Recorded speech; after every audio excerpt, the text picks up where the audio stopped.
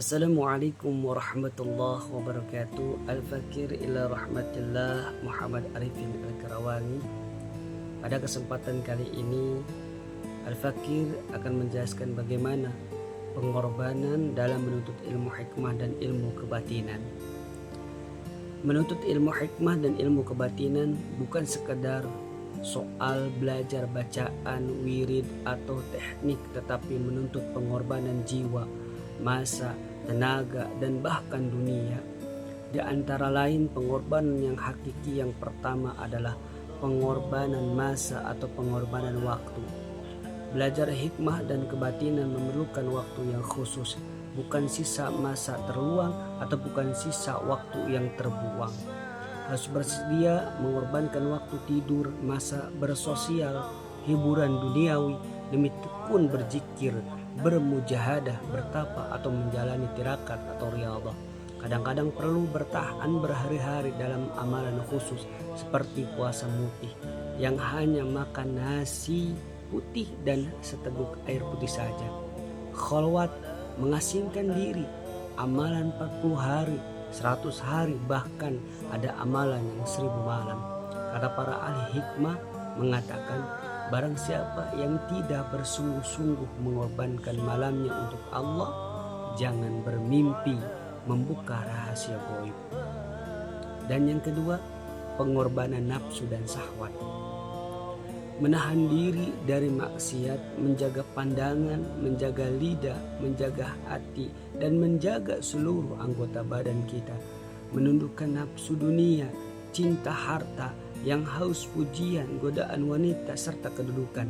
Dikehendaki bersifat waro, berhati-hati daripada perkara subhah.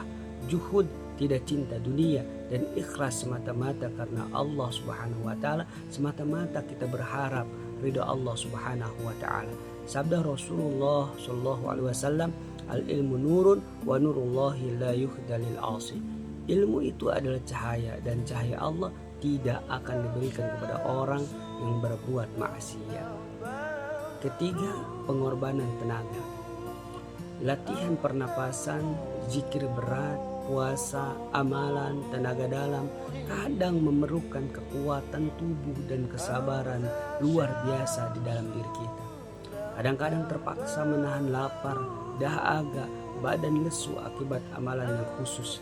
Ada masanya badan gemetar, panas dingin, kepala sakit karena proses pembersihan energi negatif yang ada di dalam diri kita.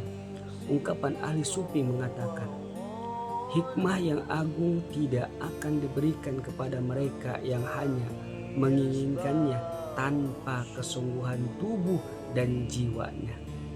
Dan yang keempat, pengorbanan harta dan duniawi.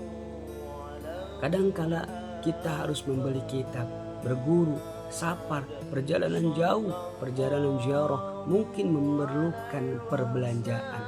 Ada yang meninggalkan pekerjaan tetap atau kehidupan mewah demi sepenuhnya masa berguru.